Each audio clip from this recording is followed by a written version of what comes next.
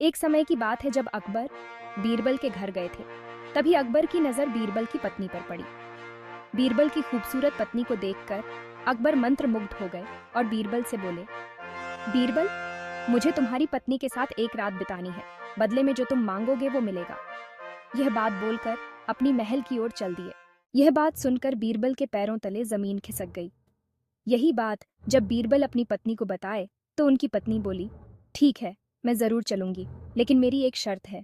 आप अकबर से जाकर बोल दीजिए मेरे लिए एक अलग कमरा बनवाएं जिसमें कोई खिड़की ना हो, सिर्फ एक छेद हो बाहर से रोशनी आने के लिए, और 3 नींबू, एक काली पट्टी की व्यवस्था भी कर दी जाए। यह शर्त लेकर बीरबल अकबर के घर चल दिए।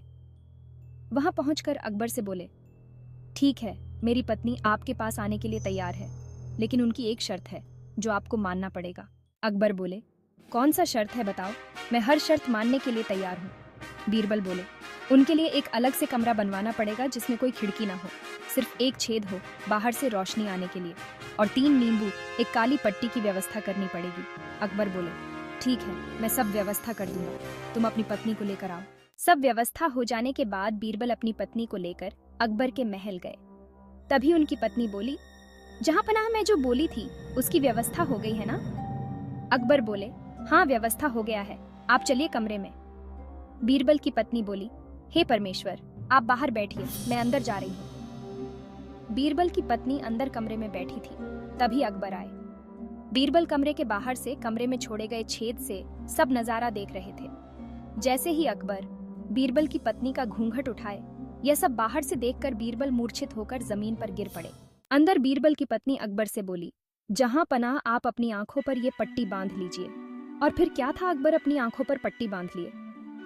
बीरबल की पत्नी सभी नींबू को काट कर अलग अलग रंगों से रंग दी और बोली, महाराज, इस नींबू का रंग काला है, आप छककर इसका स्वाद बताइए। अकबर बोले, इसका स्वाद तो खट्टा है। फिर दूसरा नींबू दी और बोली, महाराज, इसका रंग सफेद है, आप छककर इसका स्वाद बताइए। अकबर बोले, इसका भी स्वाद खट्टा ही है। उसके बाद तीसरा नींबू दी और बोली, महाराज, इसका रंग भूरा है, आप इसको छककर इसका स्वाद बताइए। ये बात अकबर को समझ में आ गई और दोनों हाथ जोड़कर बीरबल की पत्नी के सामने बैठ गए।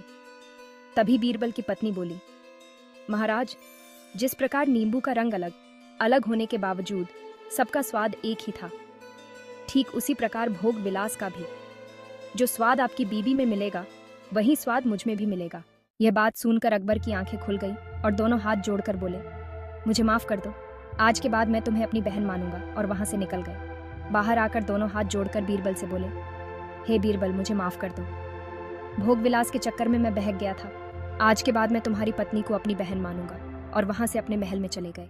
दोस्तों, हमें हमेशा अपनी पत्नी का सम्मान करना चाहिए और दूसरों की पत्नी और बहन बेटी को कभी भी गंदी नजरों से नहीं देखना चाहिए।